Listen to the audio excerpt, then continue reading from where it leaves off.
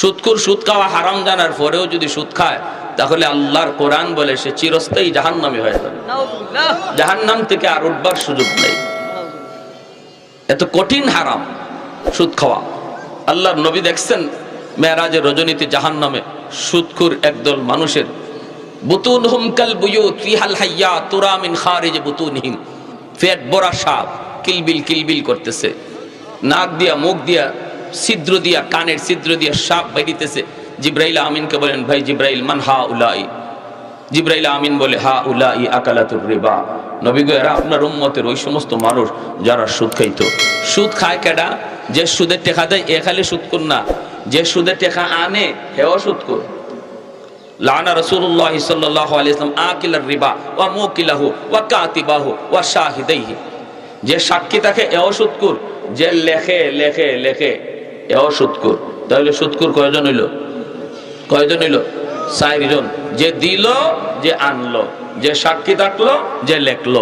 এজন্য সুদের লেনদেনের কথাবার্তা হইতেছে, এটা যদি আপনি শুনেন আর এখানে থাকেন, দৌড় দিয়া বাইরিবেন, আস্তে আস্তে না, দৌড় দিয়া বের হইবেন যেন এখানে আগুন লাগছে, এভাবে বের হইবেন, নাইলে আপনিও সাক্ষীর খাতারে পড়ে যাইবেন। যদি বুঝেন যে এখানে সুদের আলোচনা হইতেছে, 10,000-এ 15,000, 20,000-এ 25,000 আসেনি না নাই? এখন আর ধনী করে না, এখন গরিবেও লাগায়। গরিবের ঘরেও এখন সুদ ঢুকে গেছে। বেটাইনতে খালি খায় না, বেটিনতেও লাগায়। 5,000 আইলেই কয় লাগাইলা, 10,000 টাকা তো আইলেই কয় লাগা। আর এর দ্বারা কি হইতেছে? এখন ঘরের ভিতরে গজব, রহমতের দরজা বন্ধ, গজবের দরজা খোলা, রহমতের দরজা বন্ধ। ঘরে অশান্তির শেষ নাই, স্বামী স্ত্রীর মধ্যে মিল নাই, বাপ বেটায় মিল নাই, ভাই ভাই মিল নাই, খালি দ্বন্দ্ব আর দ্বন্দ্ব, খালি আগুন আর আগুন। সর্বদিক দিয়ে হুজুরে ফানি ভরা, হুজুরে ফানি ভরা যায় কই? ঘরে অশান্তি দূর হয় না। ঘরে অশান্তি দূর হইব কেমনে? হুজুরে যে ফানি ভরা দেয়, এই ফানি ভরা আল্লাহর কোরআন পড়ে ফু দেয়। কোরআন তো গজবের দরজা দেয়, ঢুকে না, রহমতের দরজা খুঁজে গিয়া দেখে আপনার ঘরে রহমতের দরজা বন্ধ। কোরআন তেলাওয়াত হয় না মাসে একবার, কিন্তু সুদের টাকা ঢুকতেছে মাসের মাস, সুদের টাকা ঢুকতেছে। তোমার ঘরে কোরআন তেলাওয়াত হয় না দিনও একবার, কিন্তু প্রতিদিন টাইম মতো টেলিভিশন চলতেছে, মোবাইলে নাচ গান বাজতেছে। মুসলমানের রহমতের দরজা বন্ধ হয়ে গেছে, গজবের দরজা খোলা।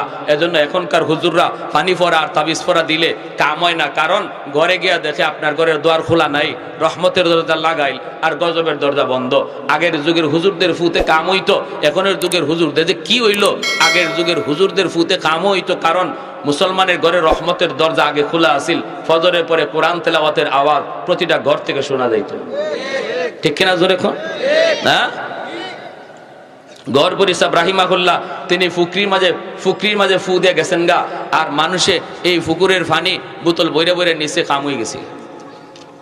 ফুকুরও ফু দিয়ে গেছেন, আর আমরা আজকে আপনারা আত লইয়া আইন জগ ইটার মাঝে ফু দিয়ে এত কাম হয় না, আর হুজুরে ফু দিয়ে গেছেন গা ফুকুরও।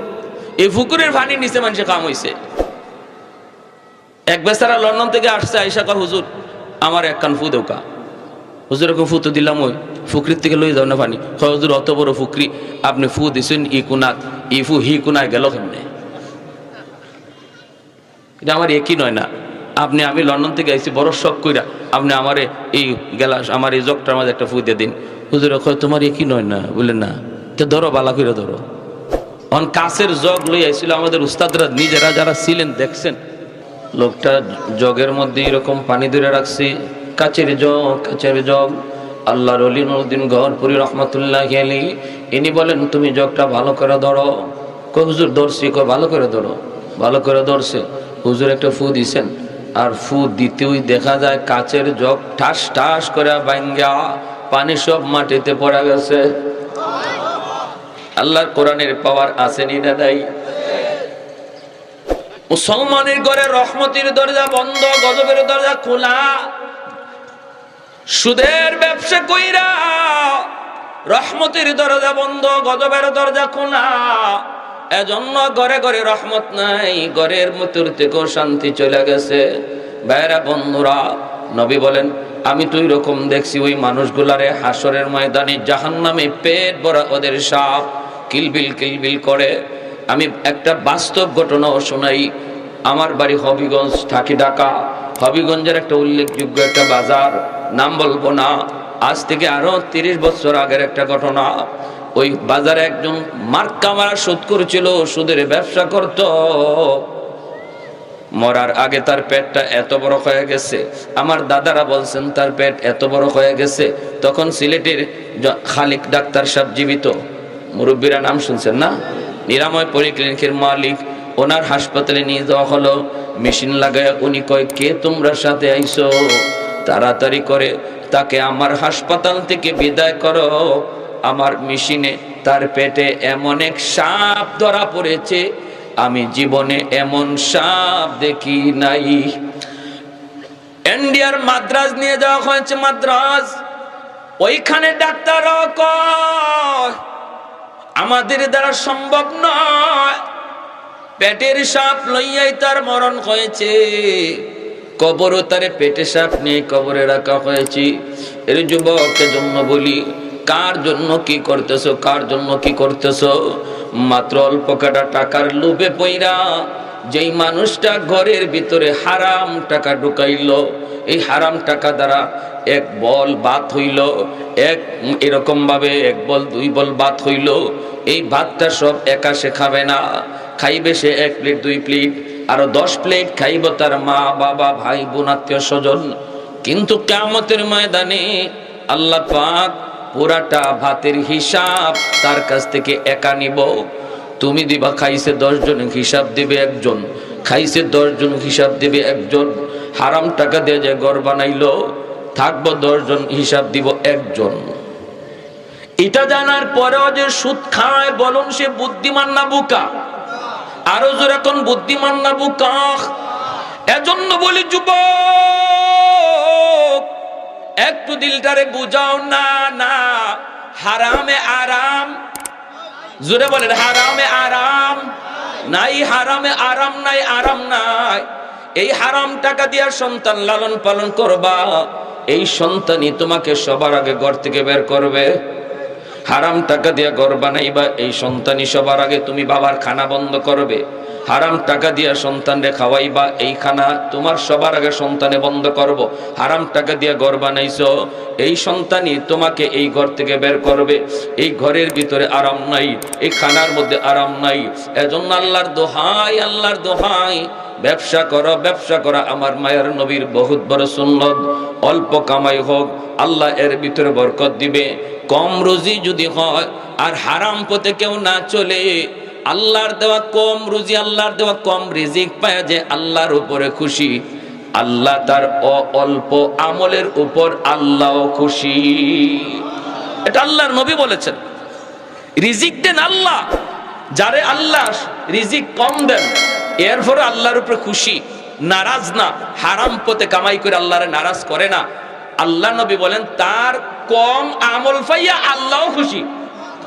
ধনী যদি মুনাজাত করে আর এই মুনাজাতে 10,000 টাকা আল্লাহর ঘরে দানও করে, তবুও গরিবের খালি হাতের দোয়া আল্লাহর কাছে আগে কবুল হয়ে যায়। কোন মানুষটার, যে মানুষটা রুজি করে কম কিন্তু এরপরও হারাম খায় না, রুজি করে কম এরপরও হারাম চিন্তা করে না, এই মানুষটার খালি হাতের দোয়া আর ধনী মানুষের, যে মানুষ দোয়াও করে আবার 10,000 লাখ লাখ টাকা মসজিদে দানও করে, তার দোয়ার আগে গরিবের ওই খালি হাতের দোয়া আল্লাহর কাছে কবুল হয়, আগে কবুল হয়। শুধু তাই নয়, ইন্নামাল ফুকারা ইয়াদখুলুনাল জান্নাতা ক্বাবলাল আগনিয়া বি500 সানা। নবী বলেন ওই মানুষটা, যে মানুষটা ব্যবসা করে কম রুজি করে আর একজনে হারাম ব্যবসা করে, হারাম ব্যবসা করে, ওই যে মানুষটা হালাল ব্যবসা করে কম রুজি করে, আল্লাহ তারে ধনীর 500 বছর আগে জান্নাত দিব। কয়শো বছর আগে? 500 বছর আগে জান্নাত দিব।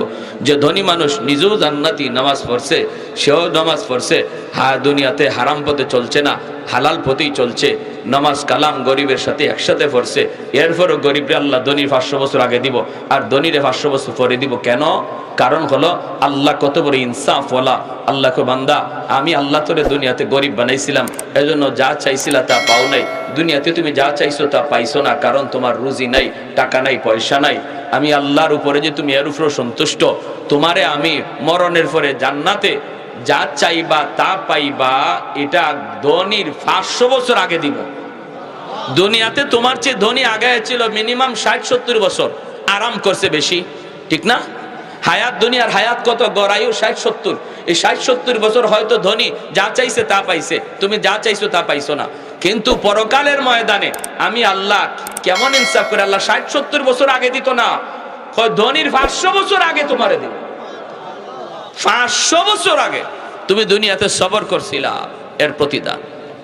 এজন্য আল্লাহ বলছে, যুবক যদি যৌবনে আমি আল্লাহরে ডরাও, তোমার ওই ডরের দিকে তাকাইয়াই তুমি যে আমারে ডরাইয়া গুনাহ থেকে বাঁচো, এই খেয়াল কইরেই আমি আল্লাহ এই জগৎ টিকায় রাখছি। জোরে কর সুবহানাল্লাহ।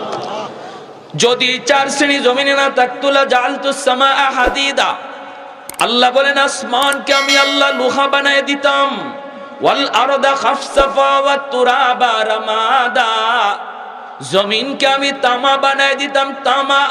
ওয়ামা আনজালতু মিনাস সামাই কাতরা, আল্লাহ বলেন এক ফোঁটা রহমতের বৃষ্টি জমিনে নাজিল হতে দিতাম না।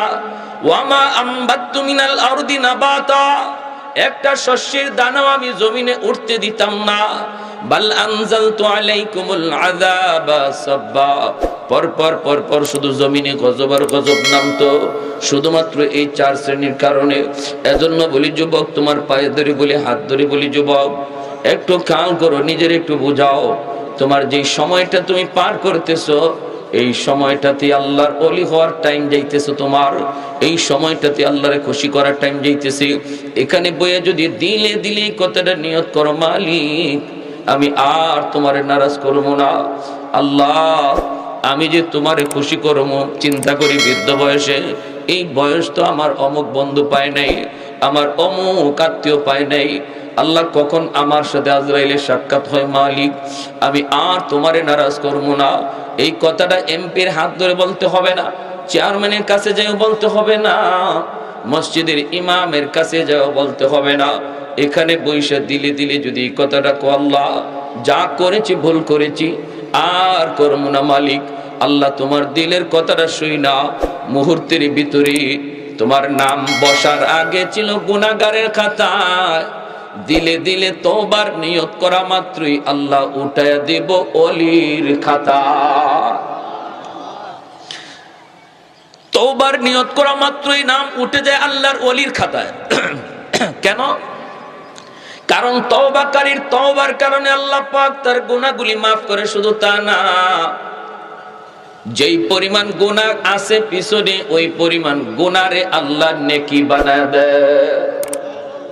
গুনাহ নেকি হয়ে যায়। গুনাহ কি হয়ে যায়? জোরে কম। গুনাহ নেকি হয়ে যায়, গুনাহ নেকি। এজন্য রে ভাই, মুসা আলাইহিস সালাম তিনিও আল্লাহর কাছে আবদার করছিলেন, মালিক মুসা নবী ইনি তো কালিমুল্লাহ, আল্লাহর সাথে বহুবার কথা বলছেন। মাঝে মাঝে আল্লাহরে এমন প্রশ্ন করতেন যে আল্লাহ নিজেও অবাক হয়ে যেতেন। মুসা নবী একদিন আল্লাহরে কয়, আল্লাহ আমি যদি খুদা হইতাম, তুমি যদি বন্দা হইতা। ওইসিনি প্রশ্নটা, বুঝছেন কথা? আল্লাহ আমি যদি খুদা হইতাম, তুমি যদি বন্দা হইতা। আল্লাহ কইটি কি তা কইছে? হুশ আছে নি? বললো হুশ আছে। আল্লাহ এরপরে এক কথাটা হলো, এরপরে হইলো যে আমি যদি খুদা হইতাম, তুমি যদি বন্দা হইতা, আমার কাছে কি চাইতা? আল্লাহ কয় এরকম তো হইতো না, তো যদি হইতো তো তোমার কাছে আমি সুস্থতার নিয়ামত চাইতাম। মুসা আলাইহিস সালাম কয়, আল্লাহ আমিও তোমার কাছে সুস্থতার নিয়ামত চাই। ওই দেখছেন আল্লাহর মুখ থেকে বাইর করাইছেন যে কোনটা আল্লাহর কাছে আমরা চাইতাম, আল্লাহর মুখ থেকে বাইর করাইছেন। এবার মুসা আলাইহিস সালাম কয়, আল্লাহ এই বর্তমান দুনিয়ার সবচেয়ে বড় নাফরমান কে, আমার একটু দেখাইবা? আল্লাহ কয় দেখতে মন চায়? বলে জি। কয় যাও 3 রাস্তার মুখে দাঁড়াও, দেখবো ওই দিক থেকে একটা লোক আসতেছে। মুসা নবী ওখানে যায় দাঁড়াইছেন। দাঁড়ায় দেখেন একটা লোক ছোট্ট একটা বাচ্চা কোলে নিয়ে পাহাড়ের দিকে যাইতেছে। দেখলেন, তারে চিনলেন। মানুষ তো চিনেন না, কিন্তু চেহারাটা চিন্না রাখছেন। দুনিয়ার সবচেয়ে বড় নাফরমান, সবচেয়ে বড় গুনাহগার। বিকাল বেলায় আল্লাহ রেখো, আল্লাহ নাফরমান তো দেখছি, এখন দুনিয়ার সবচেয়ে বড় ওলিকে আমার একটু দেখাইবানি। আল্লাহ কয় যেখানে সকালে দাঁড়াইছো ওখানে এখনো যায় দাঁড়াও, দেখবা ওই দিক থেকে আসতেছে একটা লোক, এই লোকটাই জগতের সবচেয়ে বড় ওলি। মুসা আলাইহিস সালাম তিনি ওই জায়গায় দাঁড়ালেন। দাঁড়ায় তিনি অপেক্ষায় রইছেন। তাকায় দেখেন সকালবেলা যেই মানুষটা দুনিয়ার সবচেয়ে বড় নাফরমান হয়ে গেল, এই মানুষটাই বিকালে দুনিয়ার সবচেয়ে বড় ওলি হইয়া ফিরতেছে। মুসা নবী কই, মালিক কিছুই তো বুঝলাম না গো আল্লাহ, কেমনে কি হইল একটু বুঝাও। আল্লাহ কই, তাহলে মুসা শুনো, আমার বান্দা বাচ্চাটারে কুলে নিয়ে জঙ্গলে গেছে, যাইয়া বাচ্চাটারে লইয়া আমি আল্লাহর কাছে কাঁদতেছি। বাচ্চাটারে কইতেছি, বাবা তোমার বাবার মুখটা না পাক, তোমার বাবার হাত না পাক, তোমার বাবার সব অঙ্গ না পাক, কিন্তু তোমার জবানটা পাক। আমি আল্লাহর কাছে তওবা করব, কান্না করব, আর তুমি বাবার পক্ষ হইয়া সুপারিশ করব। আল্লাহ পাক কই, মুসা যখনই আমার বান্দা পাহাড়ে নির্জন জায়গায় ওইটা আমি আল্লাহর কাছে কান্না শুরু করে দিল, মালিক আমার গুনাহ পাহাড় পরিমাণ শুধু না, আমার গুনাহ তোমার জমিনের চেয়েও বেশি হয়ে গেছে। আল্লাহ এরপর আমি জানি তোমার রহমত এর চেয়ে আরো বেশি।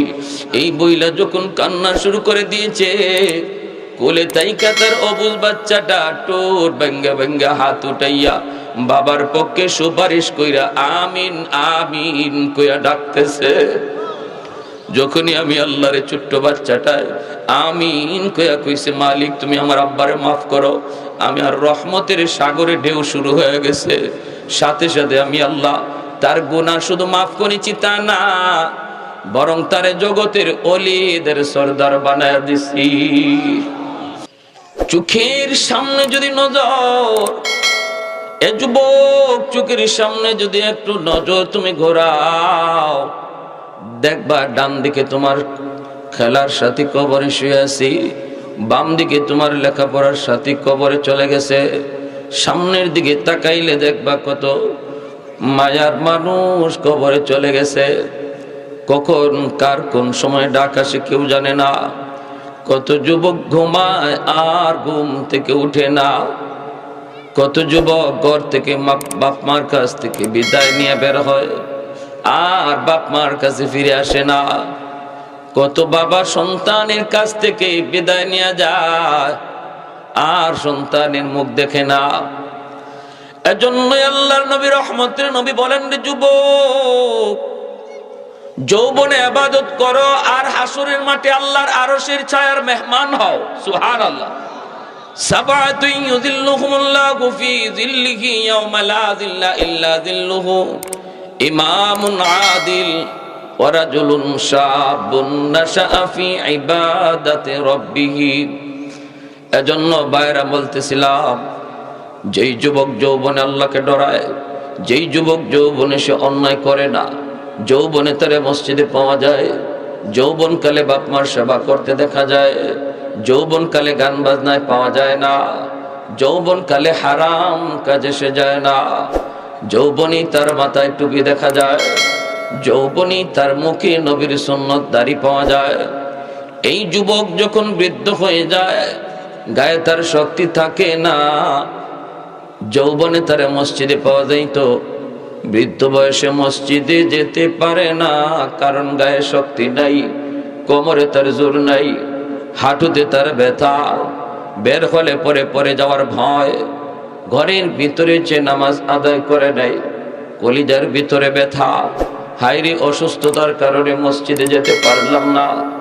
আল্লাহ পাক রব্বুল আলামিন ফেরেশতাকে ডাক দিয়া বলেন, ফেরেশতারা শুন, আমার বান্দার নামাজ, ঘরে নামাজের সওয়াব তোমরা উঠাও না, আগে আমি আল্লাহকে যৌবনের ফাইলটা দেখাও।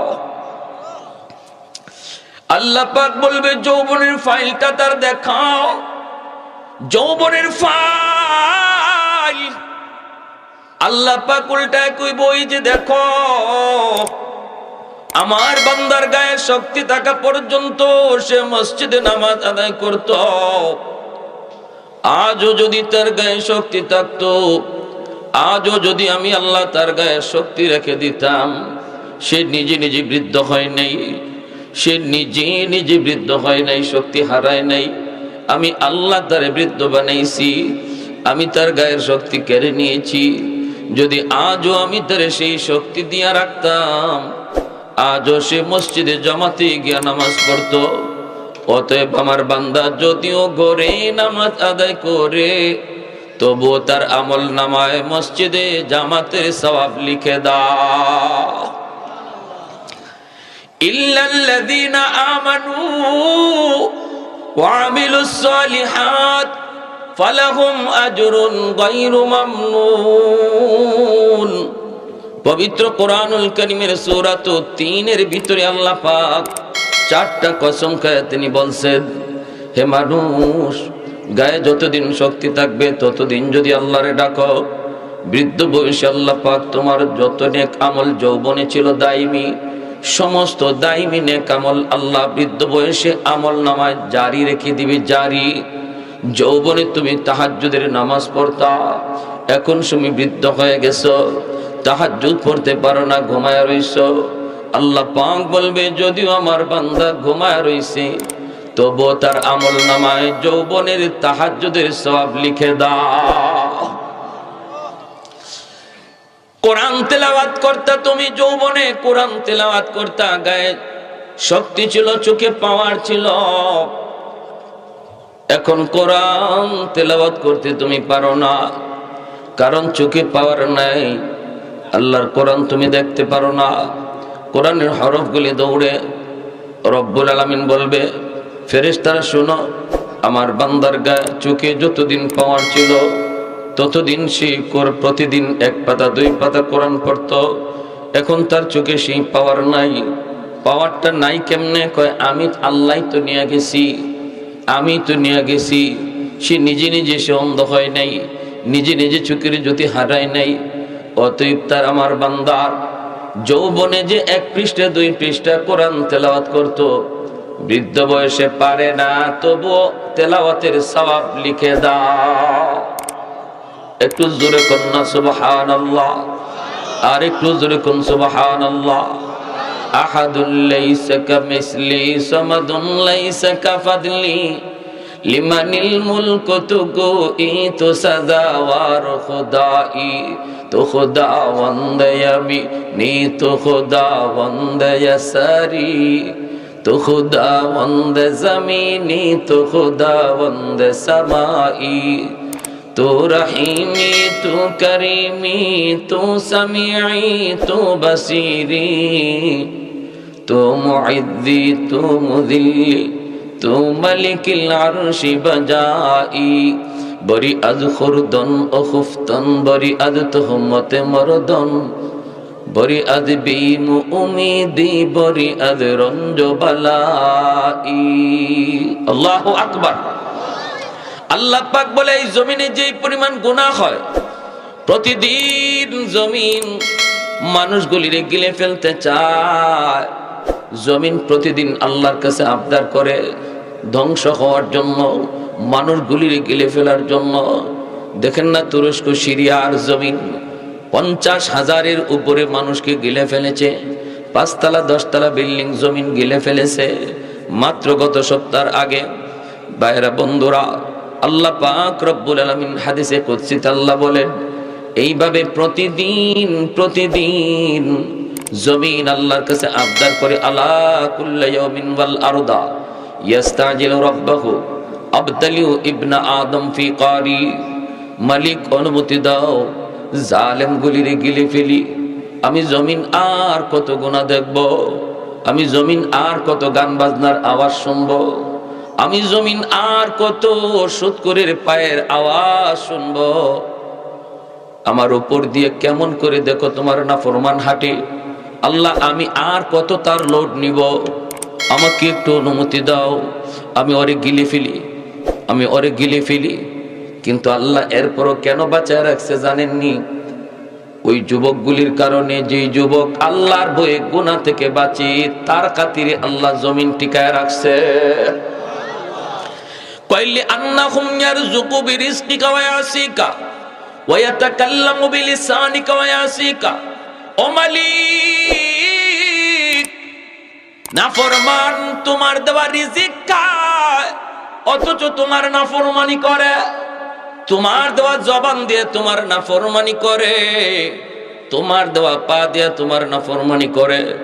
আসবিরু ইলা মাতা আসবিরু, আমি জমিন আর কত সহ্য করব? আল্লাহ বলেন ওয়াল বাহরা ইয়াস্তাজিলু রাব্বাহু, এমনি ভাবে সাগর মহাসাগরও আল্লাহর কাছে প্রতিনিয়ত আবদার করে। বঙ্গোপসাগরের পারে কক্সবাজার সমুদ্র সৈকত, কত যুবক কত নাফরমান সেখানে যাওয়া নাফরমানি করে। সাগরের পানিগুলো আল্লাহর কাছে প্রতিদিন এমন আবদার করে, মালিক আমি সাগর আর কত নাফরমানি দেখব? আমার পারে আইসে যে নাফরমানি করে গো মালিক, আর কত দেখবো, আর কত দেখবো, আর কত দেখবো? অনুমতি দাও, আমি পানি না পাক জমিন পাক বানায় দেই, একদম ভাষায় সব পাক বানায় দেই। আল্লাহ বলেন ওয়াল মালাইকাতু ইয়াস্তাজিলু রাব্বাহু, ফেরেশতারও প্রতিনিয়ত এমন আবদার করে।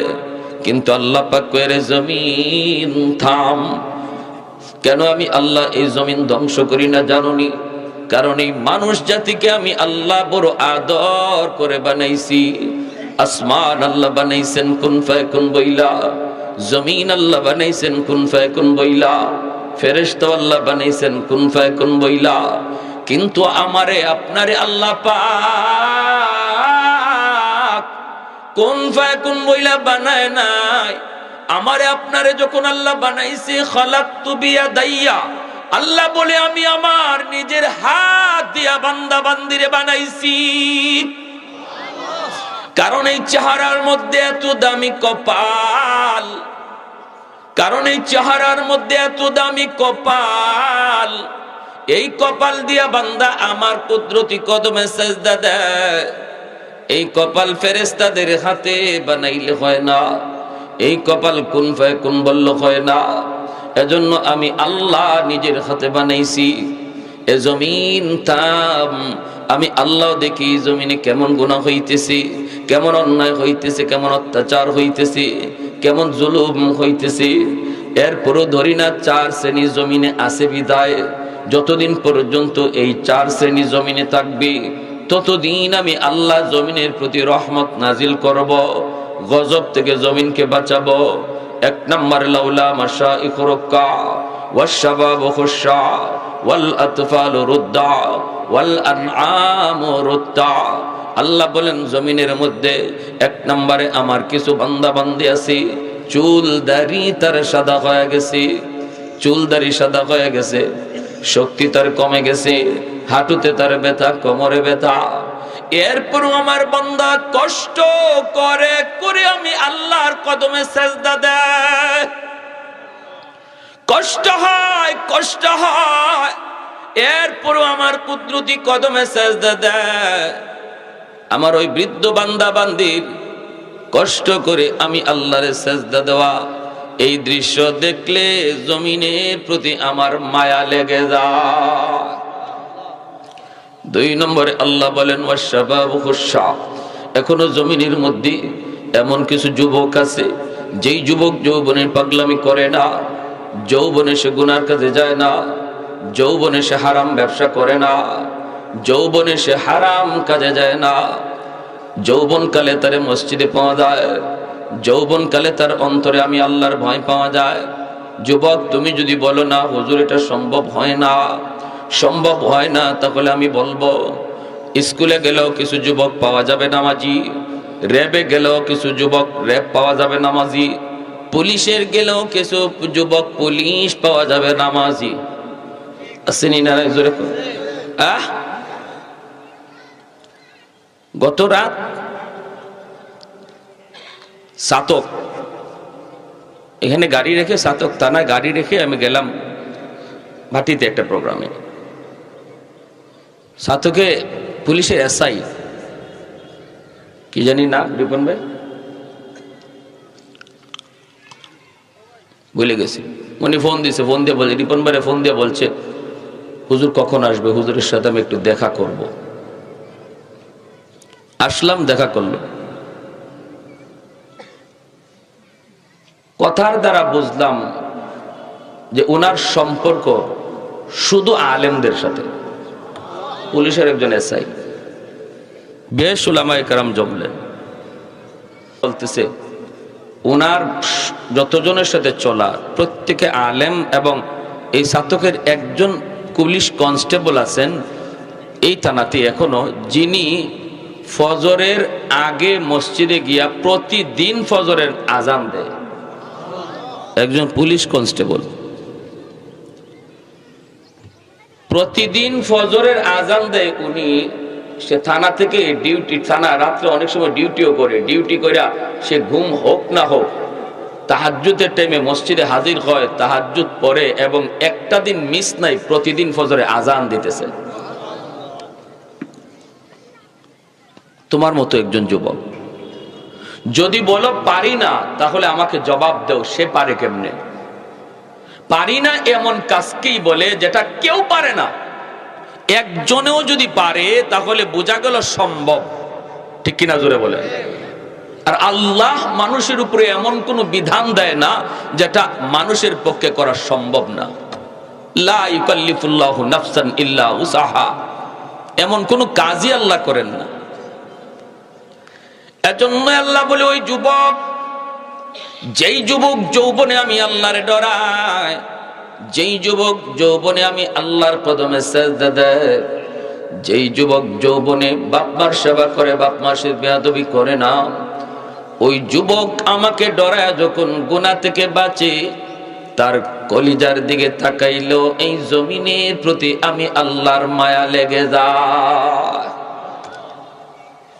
3 নম্বরে আল্লাহ পাক বলেন, ঘরে ঘরে কিছু শিশু বাচ্চা আছে, ওই শিশু বাচ্চাগুলির উপরে কোনো ধরনের কোনো শরীয়তের বিধিবিধান নাই।